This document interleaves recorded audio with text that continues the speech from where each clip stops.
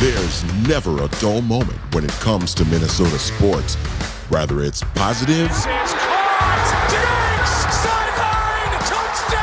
or negative. The Yankees have swept the Twins. Minnesota Sports Chat has you covered. Talking nothing but Minnesota sports all year long. It's time now for the soon-to-be award-winning, if only in his own mind, Minnesota Sports Chat with your host, Ross Brendel. And here we go with edition number 175 of the soon-to-be award-winning Minnesota Sports Chat, available on Apple, Spotify, PodMN, or wherever you get your podcasts, including YouTube. Just search Minnesota Sports Chat. Minnesota broadcasting legend, Minnesota Broadcasting Hall of Famer, and journalism legend Patrick Reusse in just moments. As we get going on this 175th edition, please remember to rate and review this podcast on Apple and Spotify. Please tell your family and friends all about this pod. And if you're consuming in the Score North Taxi Squad feed, I encourage you to subscribe to Minnesota Sports Chat wherever it is that you get your podcasts. Mr. Patrick Reusse, thank you so much for making time for me. It only took me 3-4 years to get the courage to ask you to make an appearance on this podcast.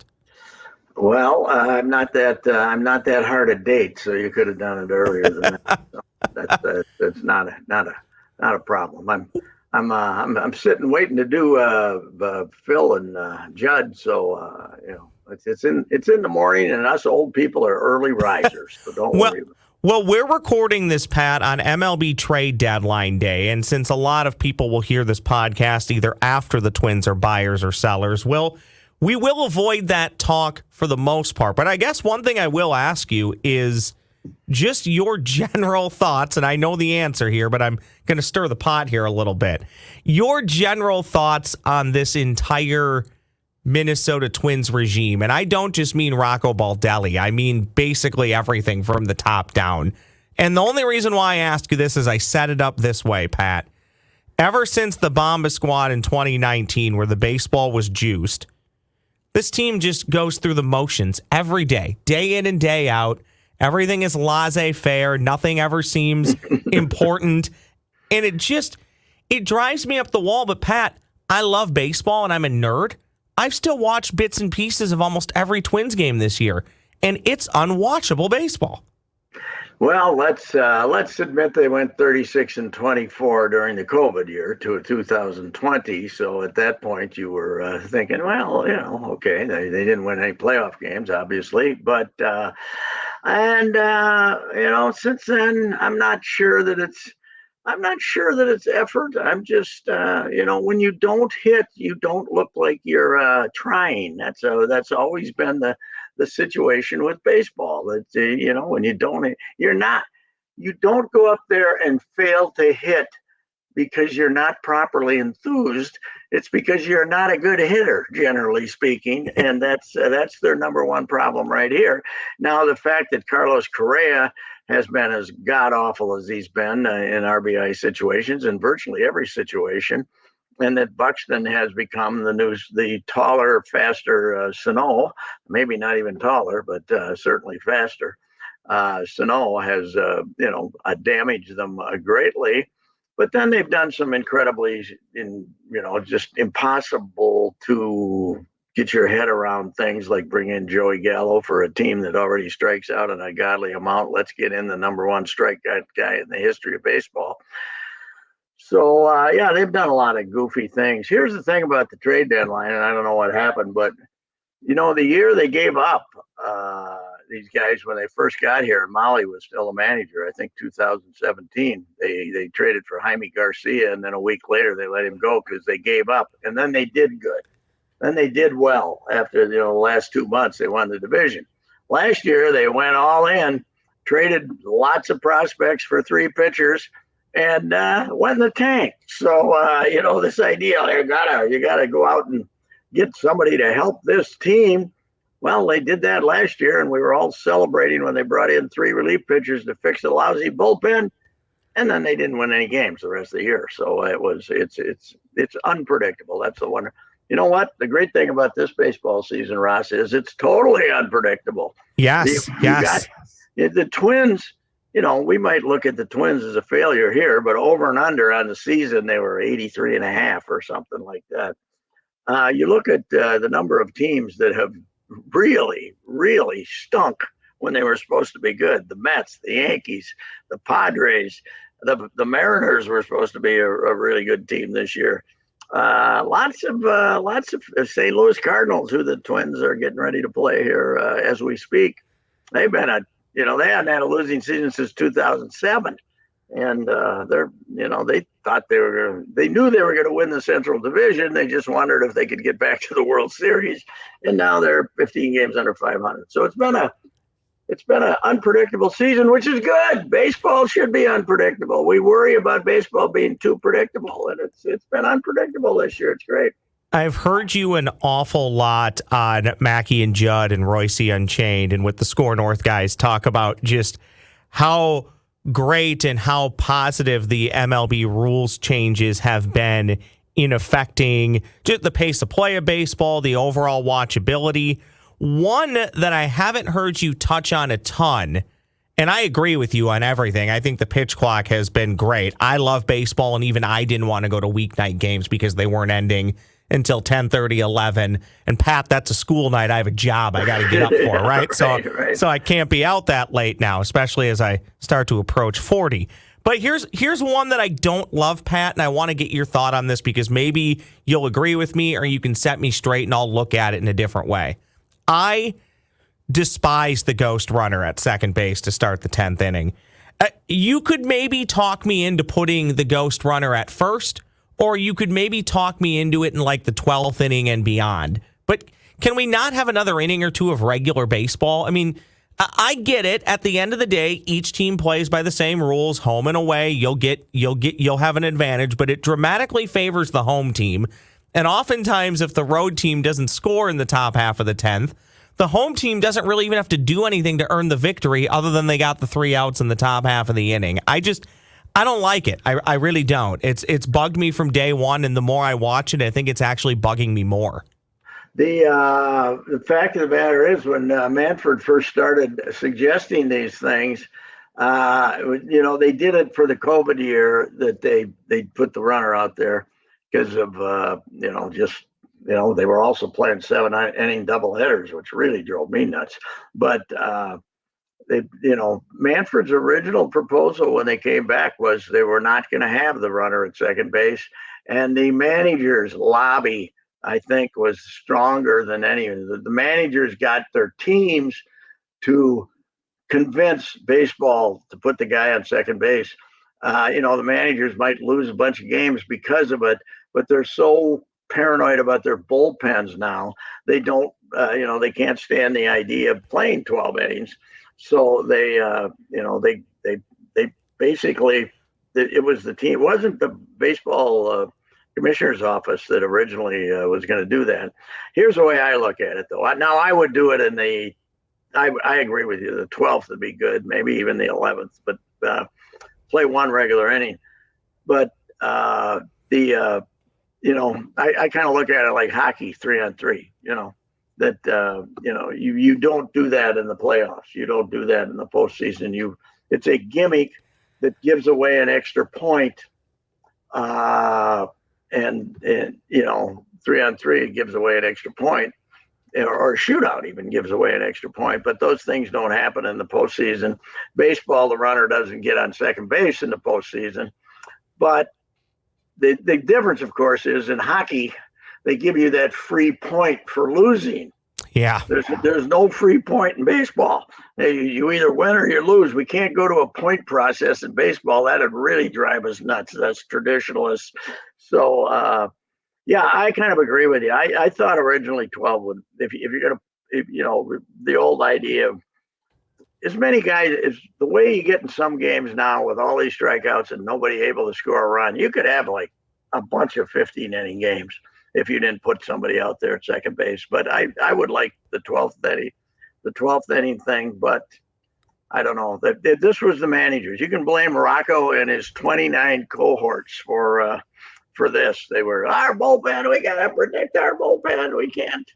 We're already having to use the god awful Giovanni Moran 5 times a week. We don't want to have to do it 6. We can't pitch that poor guy who can't throw strikes more than we're pitching him now. So Nothing beats that's the thing. Nothing beats last Minnesota Twins season, Pat, and Rocco routinely, almost day in and day out, talking about we've taxed our bullpen, we're overusing our bullpen. I'm like, well, yeah, because you're trotting out Dylan Bundy and Chris Archer, who are giving you 3-4 inning starts every 5 days. I mean, I don't know if the Twins are still leading in innings pitched by starting pitchers. Probably not, but they were for a long time. Yeah, this year, which is amazing. What a role reversal there, by the way. Did that start with basically the soon to be on his way out, or maybe already out when most people hear this podcast? Did that start with Sonny Gray basically calling them on the BS in the offseason? I think he did. Yeah, he did. I mean, they were absurd last year. I remember Dylan Bundy. He wasn't much to write home about, and he got him for nothing. But once he had a couple of stretches where he was pretty good. I remember he's pitching against the Angels out in California, and he went through 5 innings, 64. Trout wasn't playing. I don't think Ohtani was playing. I think he was hurt too. They had nobody in the lineup. He went through the first 5 innings on 64 pitches. He wasn't even sweating, and they took him out anyway because he was going to face the. You got to look at who you're playing before you go to your third time through the order. If the other team stinks, you're happy to face them a third time through the order. Now, of course, in Kansas City, that didn't work out that way. But, it's last year was, you can't have Chris Archer in your rotation all season, averaging 3 1/3 innings or whatever it is, and knowing that's what he was going to average because he hadn't pitched in 4 years basically because of his bad arm. So, that was stupid strategy from the start last year. This year, the only thing that has covered up all their sins, particularly at the plate, has been the good starting, and in the bullpen too, has been the good starting pitching has covered up a lot of sins. Now, Joe Ryan looks like he's running out a little steam. Ober had his first bad game in a long time, and some of the other fellas my 8 has been sharp. But anyway, what I'm saying is, that was very stupid last year, the way they used their starting pitching, and they made it impossible, and that's probably why they fell on their face the last 2 months of the year. So. Were you offended, Pat, in the offseason by the Arise for Pablo Lopez trade? I was not. I still am not. It goes back to the old adage of to get something, you have to give something. The Twins desperately needed pitching, which is another argument or topic we can go down, but I'm not super offended by it. Pablo Lopez hasn't been great, but he has been pretty good. And to get a starting pitcher that will give you roughly 200 innings and get strikeouts, it's going to take a pretty good ball player. And Reusse Arise is going to win the batting title. He's probably going to win a few more. But Pat, I don't want to disparage a guy who's going to win the batting title, but he's got bad legs and he doesn't really play a position. So if you only had to give up one player to get what we all think will at least be a starter in your rotation for 3 to 5 years, it's not brutal to me. It looks worse this year because nobody in the lineup hits. But I would say if he was in the lineup this year, how much better would the Twins realistically be? I don't think he would make the other 7 or 8 guys in the lineup that much better. What I've always said about it is he is the exact batter this lineup needs. However, a guy who gives you a good at bat, 8 pitches. If there's 2 on and 2 out, or if the bases are loaded, God help us, which we root against the bases being loaded for this team. Please, you turn on the TV and you say, please don't have the Twins have the bases loaded here. We want them to score. But he was the exact guy you needed to give. I'm a big good at bat guy. I like good at bats, and not good at bats because they're 8 pitches. It's because people aren't swinging at pitches over their head and in the dirt and places like that. But they insisted that the only player that Miami would take would be Arise. So it's not a terrible trade, but it's certainly been fun needling the Twins about that, especially when he was hitting over 400.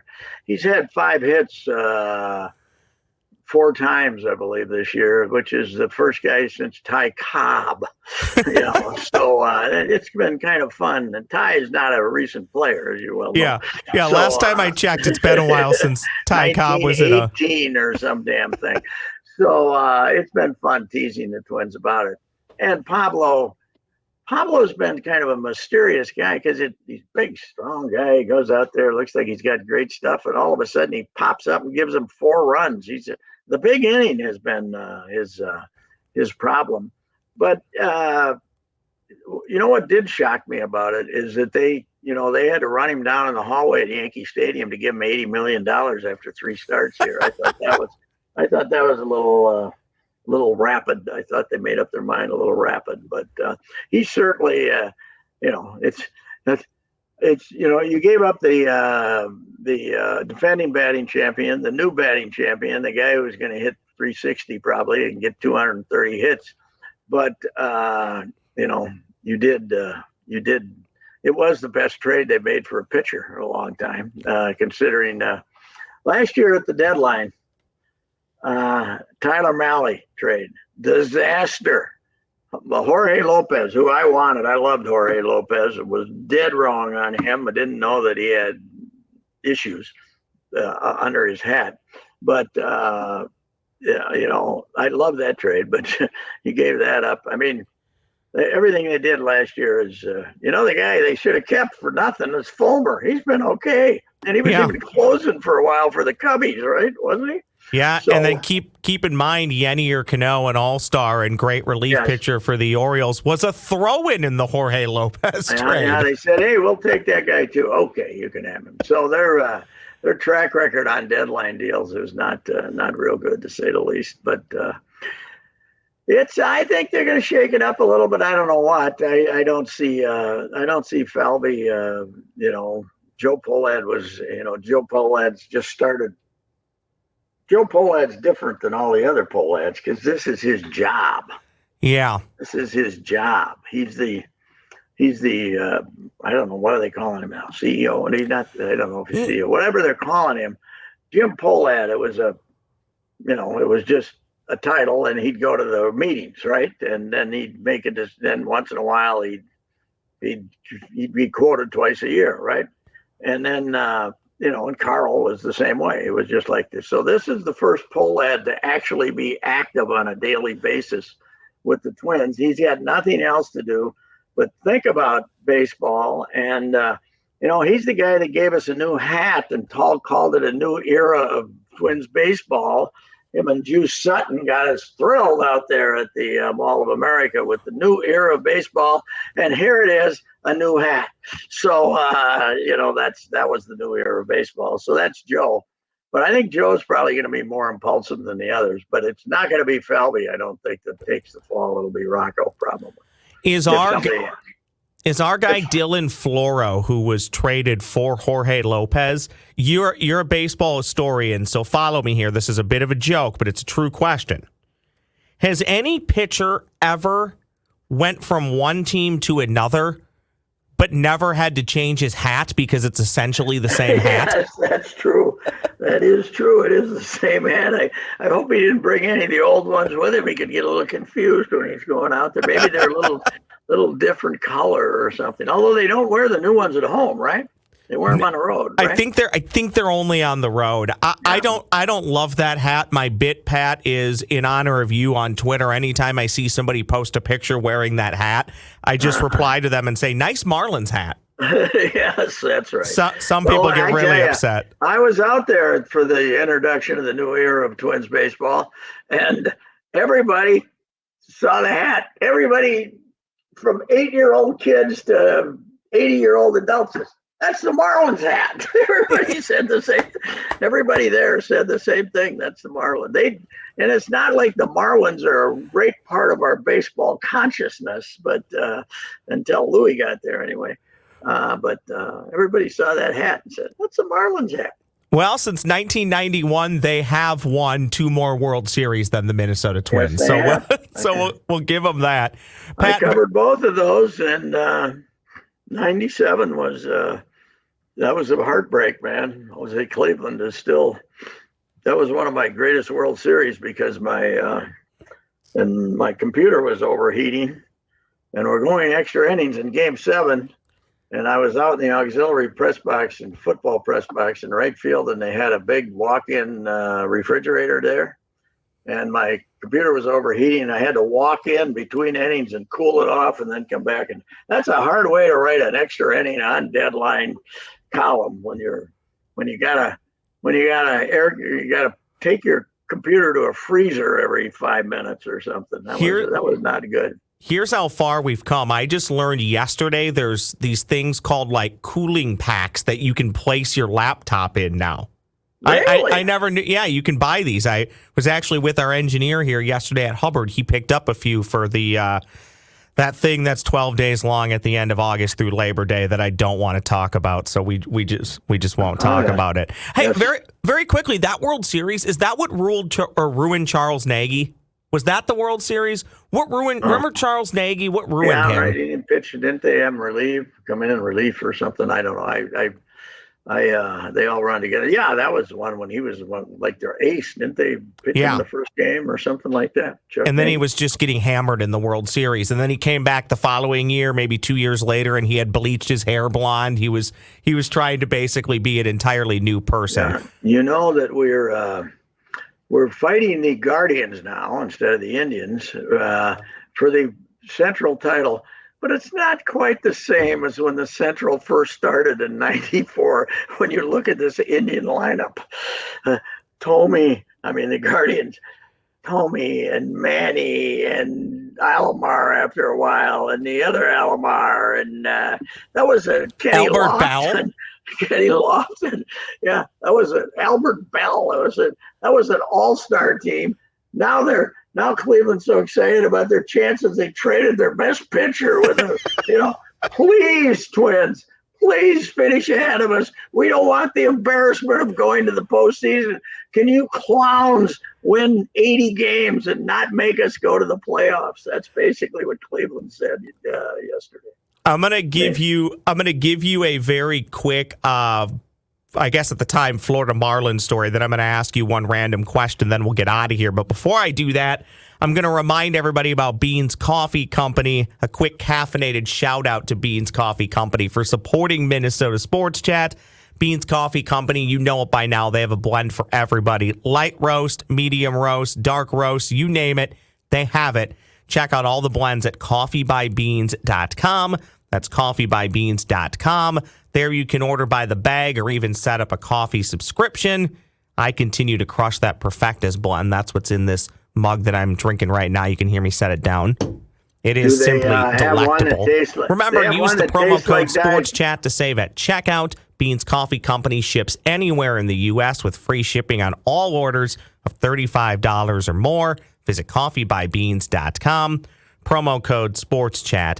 Pat, I tried to hold... They have one that tastes like Diet Coke. That's what I want to know. I was holding this up. If they got a coffee that tastes like Diet Coke, I might start drinking it. So I was just going to tell you, I had a Diet Coke this morning, but I already powered through it, and then I moved on to my coffee. So here's my one random question for you. Then we'll finish with a funny Carl Pavano story, which I think some people will remember, and I think I've told it on this podcast. So you, just like me, have a love for Diet Coke. Yes. I have started to shift. I do love Diet Coke. I will almost always buy it over Coke Zero or Cherry Coke Zero. Mm-hmm. But I really do appreciate the Coke Zero and the Cherry Coke Zero. You don't. So No. Explain your love for Diet Coke, and then explain your disdain for Coke Zero. The taste is different. I can tell when I'm drinking a Coke Zero. Once in a while, there's a shortage of pure Diet Coke in a lot of places, and once in a while I will have to buy a Coke Zero, and it's tolerable. It's tolerable, but it's not the same as the elixir. Plus, you drink this, you don't get COVID. For goodness sake, it cures almost everything. It keeps you working in a newspaper at 77 and a half years old, because if I didn't have Diet Coke, I would be old and feeble, but I'm full of Diet Coke and vinegar. We used to use something else in vinegar. Now it's a Diet Coke and vinegar. I'm full of. Well, did you see the story last week that said, I think it was last, maybe 2 weeks ago, that basically the artificial sweeteners that are in all of our diet beverages, not as toxic as people thought. You and I would basically have to drink Diet Coke from the fire hose multiple times daily to get any adverse effects from it. So there you go. Drink up, my man. But what did they make us, my first diet soda thing, when I was stupid enough to think it had something to do with weight, was Pepsi Light. I was a Pepsi Light addict. And in fact, when I went through St. Mary's in 1981 to get sober, haven't had a drink since April 27th, 1981. But anyway, congrats, by the way. That's awesome. Whenever anybody came to visit me, I made them bring a 12-pack with Pepsi Light with them. But then Pepsi Light had something in it. It was saccharin or something? Was it saccharin or aspartame, something like that? That might have been what it is. They made us stop drinking that, and then I kind of floundered for years, and then the Diet Coke came along. It's something to get you started in the morning and put you to sleep at night. Do the non-caffeine one at night. So you should be on Diet Coke ads. Everything you just said, you should be on a 30-second TV commercial. Yes, I should. Pimping the lifestyle that Diet Coke has allowed you to lead. Okay, we'll end with this. I got to get you out of here. I think I've told this story on this podcast, and you can look it up. It's a great quote that I'll mildly butcher from Carl Pavano. But Carl Pavano, I believe at the time, is maybe pitching for the then Indians, now Guardians, whatever team he maybe moved on from after the Yankees. He might have been pitching for the Twins at the time. So he returns to Yankee Stadium, and the New York media, they ask him, hey, Carl, you were here for 4 years, even though he barely pitched. You were here for 4 years. What was your favorite game? What's your favorite memory at Yankee Stadium? And he replies deadpanned and just says, Game 6 of the 2003 World Series. That's pretty good. That's when he was pitching for the Florida Marlins. Yeah. He was a pretty good, quiet quipster, and he had a hell of a year. The Carl Pavano game I remember is they're playing a Saturday nighter. I wasn't there, but I live about 4 miles straight west, right? And it's a Saturday, so it's starting at 6:10. And he's got one out in the ninth, and Armageddon comes in from the west. I mean, it is pouring in Golden Valley. And he's got minutes. He's got minutes to get the last 2 outs. And he gets the last out. And I'm thinking, that was game, I think it was 159 that game, this was no speed up rules. And he didn't make it to the dugout. The people were there. He didn't make it. The Twins didn't make it off the field when hail and lightning and all hell broke loose. And I said, that was Carl Pavano's greatest pitching performance, because they would have still been waiting to finish that game. It would have been, but it was hour 59 under the old rules. That's remember. He was a pretty good pitcher for him. He did pretty good. An hour 59 in the old rules converted to like today is like an hour 41. I might be wrong. It might have been 203 or something, but I think it was 159. So I'm pretty good on remembering baseball. I don't know where my keys are, but I can remember. I can remember stuff. So. Pat, all right, Roscoe. Yeah, you're the absolute best. I appreciate it. Thanks for making time, and please give the Score North crew, who you're off to record with here momentarily, give them a hard time for me, okay? All right, Roscoe. Thank you, Pat. Yep. That is Mr. Patrick Reusse. Check him out on Twitter. Check him out with all the Score North stuff that he does. Reusse Unchained, Mackie and Judd. A gem of a human being, and just an incredible interaction on Twitter. He's always fishing, if you know what I mean. That's edition 175 of the soon-to-be award-winning Minnesota Sports Chat. Thanks to Patrick Reusse. Most importantly, thank you to you for listening as we do this roughly each and every week in this Minnesota Sports Chat podcast feed. I greatly appreciate it. I really do. I know there's a bazillion podcasts, radio shows, TV shows, things on YouTube you can watch. So if you give me 30, 45 minutes a week, honestly, I truly do appreciate that. Please tell your family and friends all about Minnesota Sports Chat. Please rate and review kindly. We'll talk again next week in this very feed.